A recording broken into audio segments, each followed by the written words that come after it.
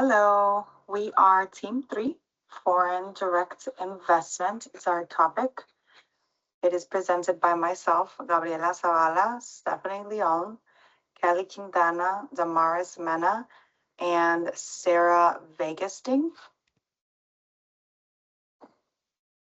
I will be starting with our introduction. The first article from the Wall Street Journal discusses the 9.2 billion accusation of impost by FedEx and Advent International. It focuses on how the deal strengthens FedEx's presence in Europe and expands its last mile delivery network. The second article from Reuters also covers the transaction, but provides more detail about the financial structure and ownership breakdown. It explains how the partnership will support InPost's continued expansion across Europe. Together, these articles introduce a major cross-border acquisition that serves as an example of foreign direct investment. Our three key summarizing points are: a consortium of FedEx and Advent investors agreed to buy out a parcel locker company called InPost in a 7.8 billion euro deal, which converts to $9.2 billion. The objective of this deal is to expand InPost's European parcel locker network while giving FedEx access to it as well without a full operational merge. This allows FedEx to benefit from foreign market access without full ownership risk, as it only owns 37% of the company. The offer price of 15.60 euros per share is a 17% premium of InPost's current market share price, but remains lower than market share prices in previous years. This reflects competitive pressure and heavy investment costs, as well as cautious investor sentiment despite long-term potential, which is one of the conveyed messages from the author. Along with strategic partnerships can be used to drive growth without full operational mergers, as well as taking InPost into private ownership is targeted to reduce short-term market pressure that opens the door for long-term expansion throughout Europe. Core information the audience should take away from this article is that a consortium of FedEx and Advent investors agreed to buy out a parcel locker company. FedEx is strengthening its European e-commerce by partnering with InPost, which allows them to expand into the foreign market without full ownership risk, as I previously mentioned, or a large investment of their own locker network in Europe. And lastly, InPost's switch to private ownership allows for aggressive geographic expansion and secures the company from the volatility of the public market sector. Moving on to the summary of the main points for the Wall Street Journal article. Our summary consists of three key points.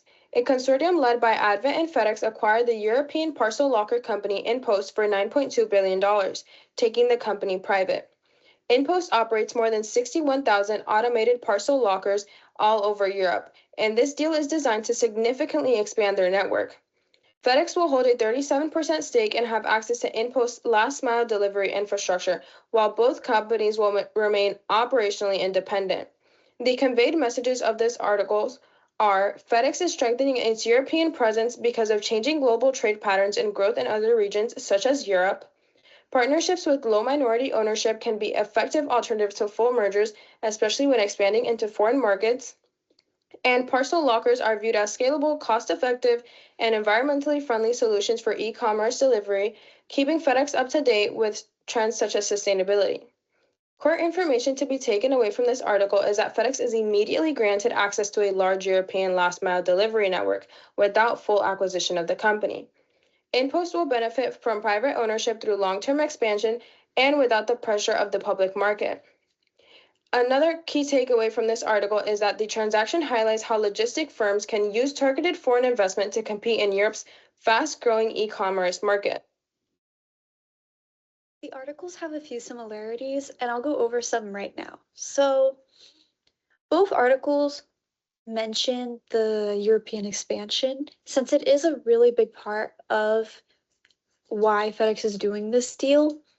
And both articles mention how its profits in the US are tanking a little bit, and they really see an opportunity in the European market, expanding in places such as Spain and the UK, which both articles mention.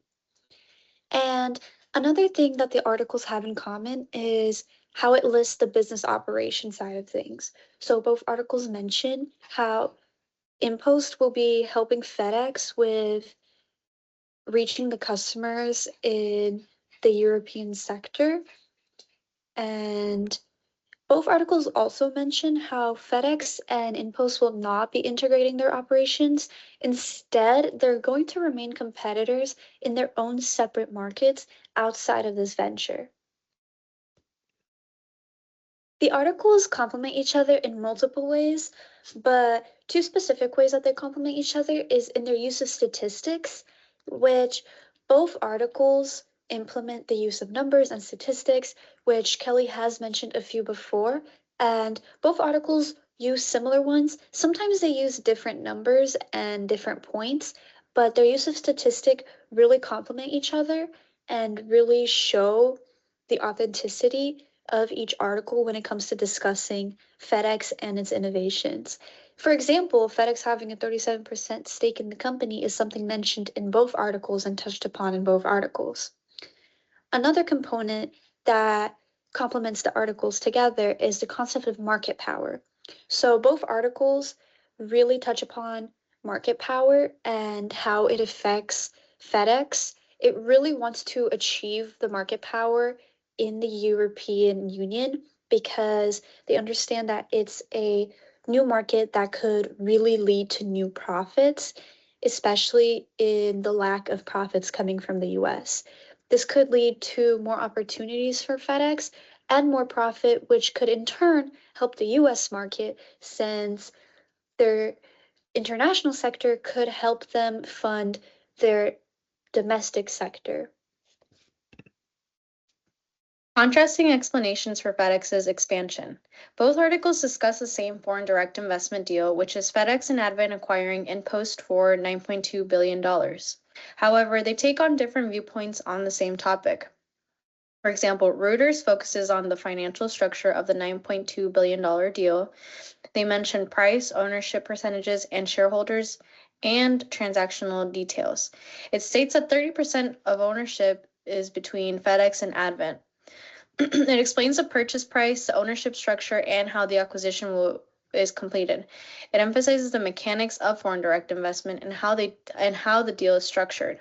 In contrast to the Wall Street Journal focuses on the strategic reasoning behind the deal.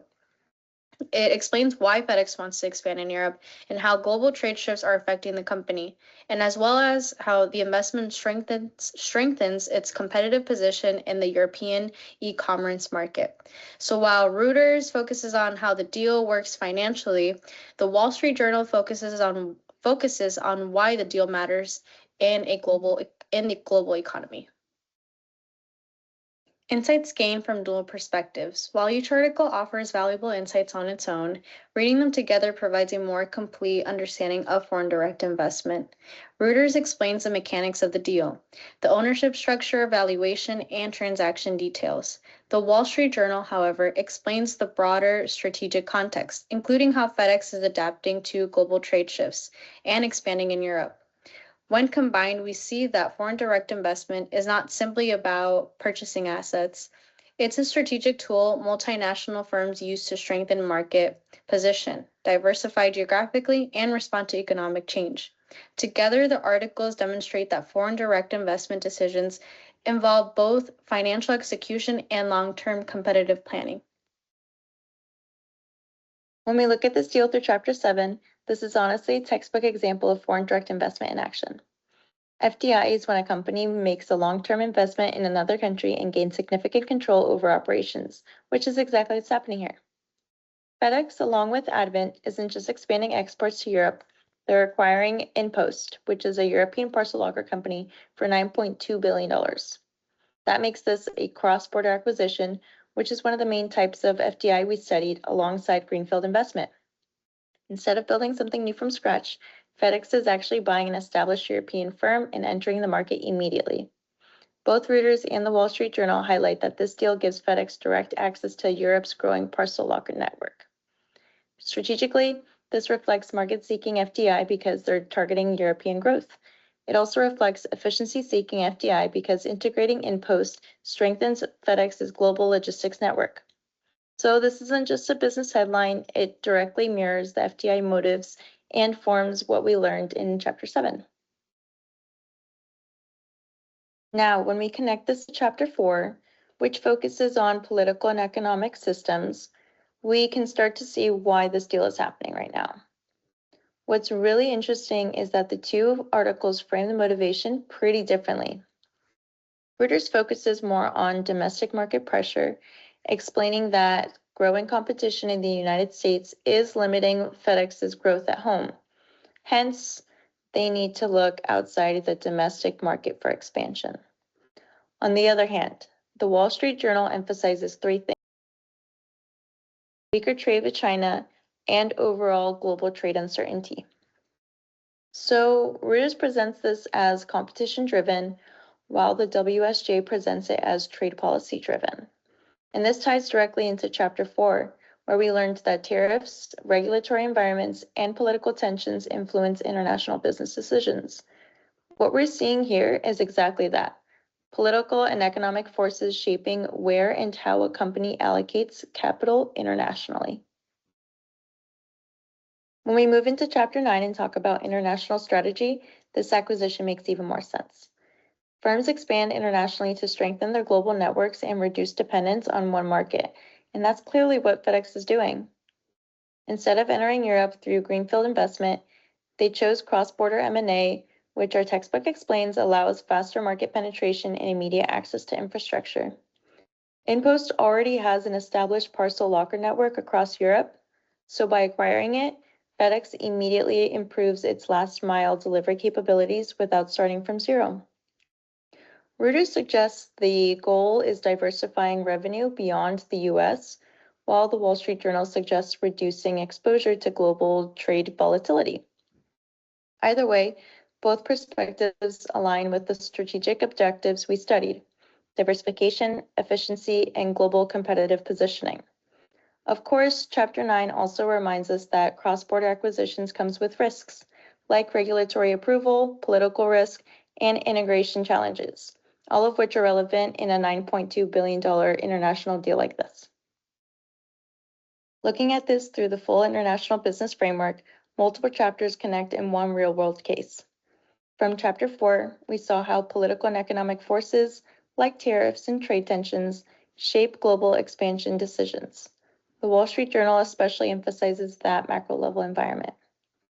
From Chapter 7, we saw market-seeking and efficiency-seeking FDI motives, demonstrated by FedEx reallocating capital internationally in response to both competition and global conditions.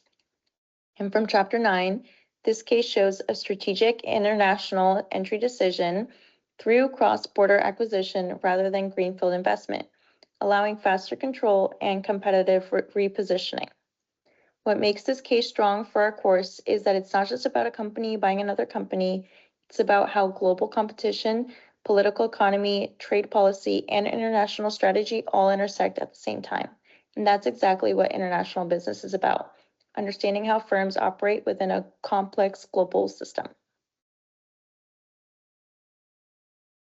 In the end, both articles report on the $9.2 billion purchase of InPost, a parcel locker company based in Poland by FedEx and Advent International.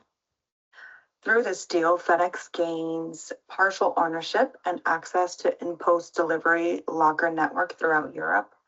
The investment allows FedEx to expand its operations outside the United States and strengthens its position in the global logistics industry.